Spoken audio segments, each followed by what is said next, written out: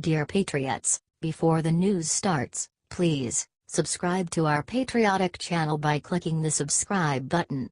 Give us a thumbs up to this video. Don't forget to leave your opinion below in the comments section. Share the news on Facebook and Twitter so you friends see it. Thank you. Whitlock calls ungrateful basketball father LaVar Ball a black stereotype in brutal speech. President Trump saved 3 basketball players from being sent to prison in China. However, the father LaVar Ball refused to be even remotely grateful. Since then CNN has had him on, and he is getting famous for hating the president.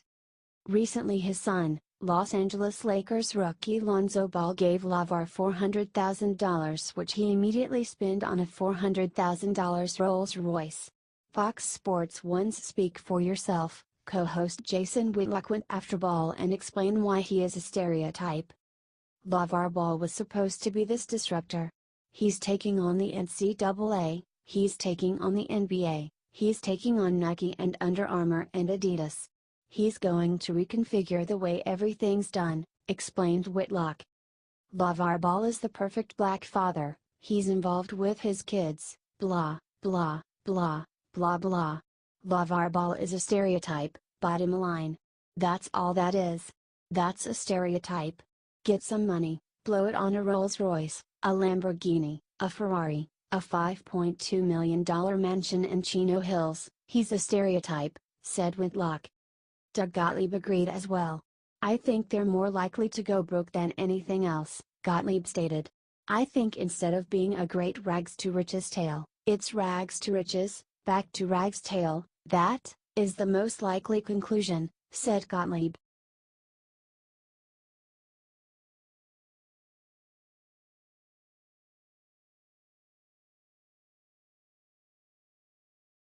Obama straight up calls President Trump a Nazi and CNN celebrates.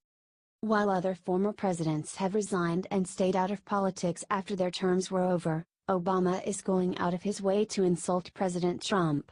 In a speech about Donald Trump, Obama began referencing how society fell apart in 1930s Germany. You have to tend to this garden of democracy, otherwise, things can fall apart fairly quickly. And we've seen societies where that happens, said Obama. And then 60 million people died. An entire world was plunged into chaos. So you've got to pay attention and vote, said Obama. In an interview with CNN's Jake Tapper, former White House chief strategist David Axelrod defended Obama's comments. David, let me start with you. In the past few weeks President Obama, I think it is fair to say, has been increasingly vocal in his criticisms of President Trump, not just about policy, but also about the tone and tenor. Recently he invoked Nazi Germany in reference to the current political climate. Does President Obama see a danger in the Trump presidency? Asked Tapper. How you see now is a president who delivers hammer blows again and again to fundamental institutions of our democracy and adds to cynicism about our democratic institutions. And I think that's what President Obama was speaking to. And President Bush has spoken to it as well.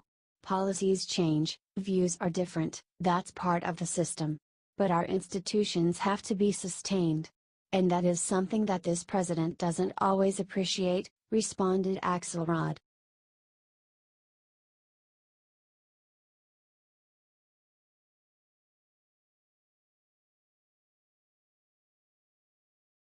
College teaches students problem of whiteness course, GOP lawmakers fight back.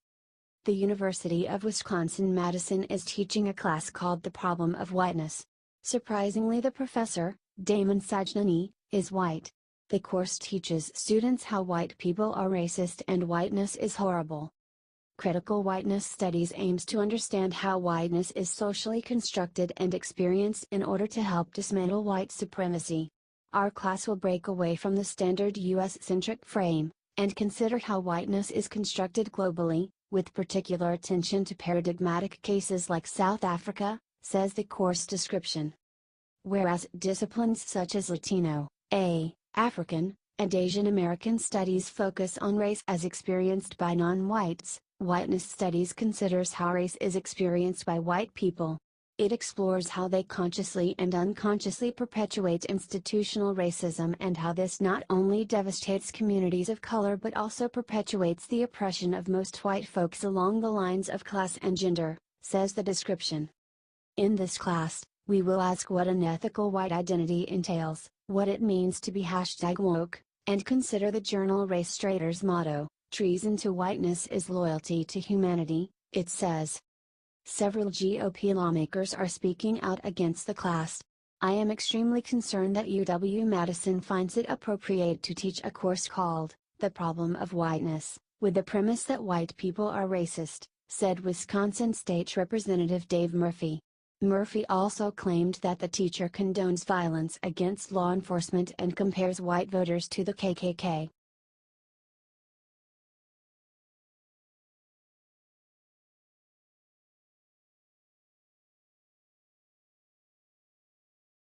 CNN accuses Trump of politicizing the Mueller investigation. Many people can see that the Mueller investigation is nothing but a crybaby liberal attempt to delegitimize the election of Donald Trump. The investigation was a political, partisan attack against the president from the beginning. But according to CNN senior legal analyst Jeffrey Toobin, President Trump made the case political when he pointed out that the FBI is politically biased. I actually think the president has been more effective than we're giving him credit for here. If you look at the polls, for better or worse, Republicans now have a much more negative view of Robert Mueller than they did when he was appointed, said Toobin. You know, the president has succeeded in politicizing this investigation, and that means that Mueller is seen, at least by more people than previously, as someone who is sort of part of the political maelstrom in which we live instead of an independent actor, said Toobin. This will serve as an opportunity to attack him if he takes even more direct action against the president. I'm not saying the president was right to do that. But I think we need to acknowledge that there has been a change of perception, at least by the Republican base, said Toobin. The fact that there are people in the Justice Department who have previously expressed political views is nothing new. It's not disqualifying. But it's being used here by the president and his allies to create the impression that there is something wrong with this investigation, and that's false, but a lot of people believe it, said Toobin.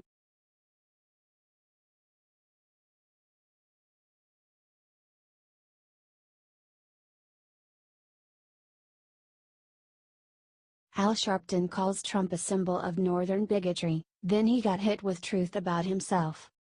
Loudmouth opportunist Al Sharpton recently made a guest appearance on MSNBC's show Morning Joe, and quickly started in on his favorite ratings-grabbing, cheap-shot activity of trying to bash Republican President Donald Trump. Claimed knee-jerk race-baiter Sharpton baselessly about the president, he never left the Queen's way, he and his father were sued for racial discrimination for who they would rent apartments to. So when you read in the New York Times, him being quoted by two sources saying all Haitians have AIDS, Nigerians won't go home to their huts if we let them in the country, it speaks of a man that we in New York knew at various times. He went on, now, he and the White House has denied it, but it's certainly not out of the character of what he has said and done. He led the fight that wanted to give the death penalty for 5 guys in Central Park that did this egregious despicable act of rape. They ended up not doing it. Many of us said it was questionable. He still said give them the death penalty. That's who he is. He concluded by calling Trump a symbol of northern bigotry, stating, I think a lot of Americans look at civil rights and race relations in the South in the 60s and miss New York in the 80s where you had many incidents. They get away with it because don't want to talk about up north kind of problems and Trump symbolizes it. Trump is as much a symbol of northern bigotry as you have others that were southern. Thankfully, people saw right through Sharpton's insulting words and hit back with the truth about the civil rights leader. Said one internet commenter, well, maybe Al, but you are definitely a symbol of black bigotry, and not just for the North, but for the whole country. Another added, Al Sharpton doesn't believe half of what he says. He just likes to talk and talk and talk and talk. Saying outrageous things gets him noticed. Anybody else think he's beginning to look like a shriveled up old prune?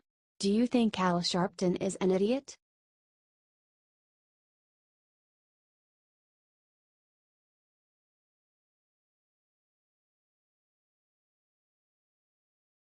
I wish I could tour without getting shot. Kathy Griffin blames Trump for putting her life in danger. Shlaki Shako Meja Kathy Griffin got in trouble with the Secret Service earlier this year when she staged a photo shoot of herself holding a severed, bloody dummy head of Republican President Donald Trump and then published the photos on social media.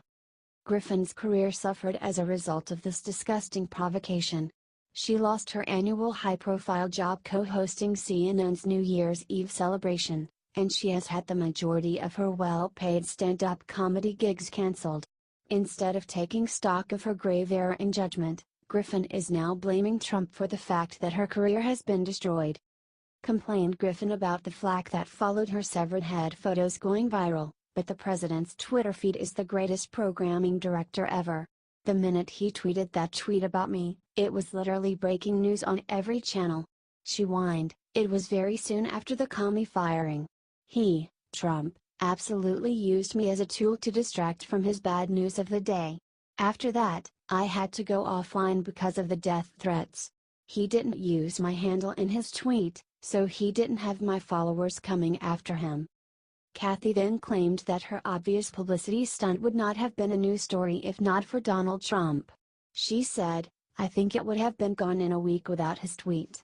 Trump knows what would be perceived as something hysterical and he loves hysteria. There are millions of people who think I'm a member of ISIS to this day. The woman who joked about Trump getting murdered actually went so far as to blame the president for her life potentially being in danger. The comedian griped, they were thrilled to have someone come over and make fun of Trump. I wish I could tour in the US without getting shot. I know I can't. I was in the middle of a 50-city tour when the tweet happened. It was cancelled in 24 hours. Do you think Griffin might actually be nuts?